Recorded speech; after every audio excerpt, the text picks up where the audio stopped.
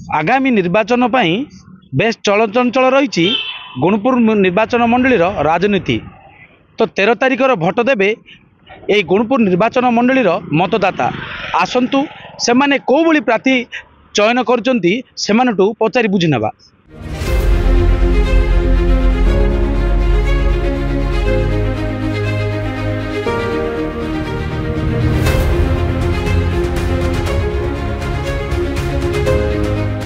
निर्धारण करचंती को भली प्रार्थी बाछंती कोन गांर समस्या कोन करिवे ता ऊपर आगे आगु जो निर्वाचन आसुची गत निर्वाचन रे आम गाँव रे वयस्क लोक मन धरिकरी आमे माने जे कि उपयुक्त कैंडिडेट जे कि आम सहित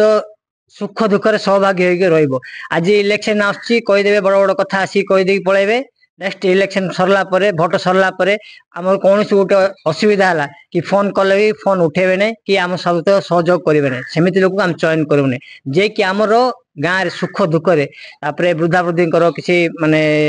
एगुड़ाक जो आमर ओल्ड एज पेंशन आउ किसी एमती सरकारी जो माने सहयोग पाऊना से गुड़ाक जदि पाइबे सेमती आश्वासन देकी कार्यकारी करेंगे सेमती लोक को आम चयन करूँ। दल आमर मुख्य ना कि कैंडिडेट मुख्य ना आ गाँववासी जो चयन करेंगे आम वयस्क लोक आम दादा बड़ बापा एम सब अच्छा से बसबू यही मंडप में बसबू बसिक स्थिर करूँ जे कि भल कैंडिडेट आम ए 5 वर्ष आम आगे पछे रे सेमती कैंडिडेट को आम चयन कर भोट देव प्रति जे कि काम धाम कर काम कर लोक सुख दुख भाग नौ लोक सुख दुख साथी रमती भल प्रार्थी हेले आम सिलेक्शन कर भोट देवु। एक कथा मोर नो टोटली आम गाँव सब भाई गोटे डिसीजन कि आम नहीं कि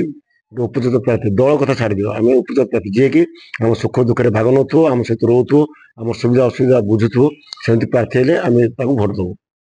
मो ना दामोदर सबर ग्राम रेजिंगताल एपुटा अंचलवासी आजिकल आज जो 2024 निर्वाचन महल चली यही भितर पुराना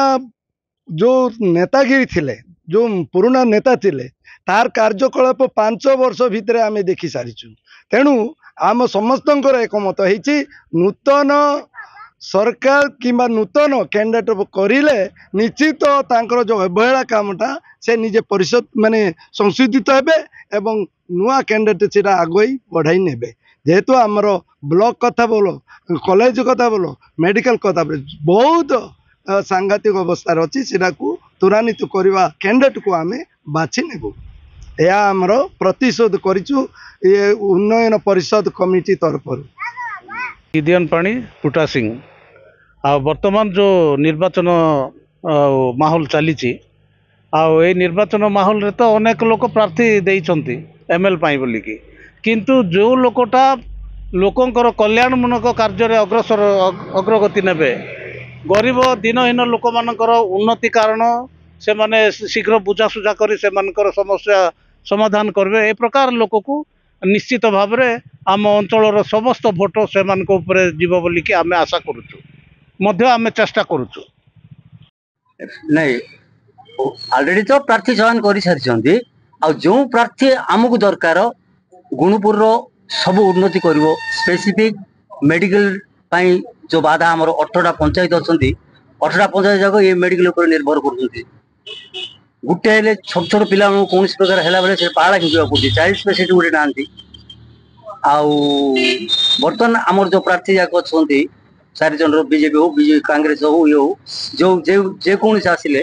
मेडिकल प्रति गुरुत्व दिंतु कहीं मेडिकल बहुत असुविधा हो बहुत हैरान होती रोच। निश्चय भाव में एठारे त्रिमुखी लड़े हम एथिरे कौनसी द्विमत नहीं। जनता जनार्दन कहा मुंडरे विजयर मुकुट पिंधाउचंती ता देखिबाकू बाकी रहिला। गुणपुर दीपक कुमार पंडा रिपोर्टर्स टुडे।